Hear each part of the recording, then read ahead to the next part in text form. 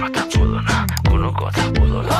অভদ্র হয়েছি আমি তোমারই প্রেমে, তাই কাছে আসো না, আরো কাছে আসো না, পাশে বসো না, কোনো কথা বলো না। অভদ্র হয়েছি আমি তোমারই প্রেমে, তাই অন্ধ তোমারই প্রেমে শব্দ না খুঁজে পেয়ে একটু অভদ্র মন হতে চাচ্ছে।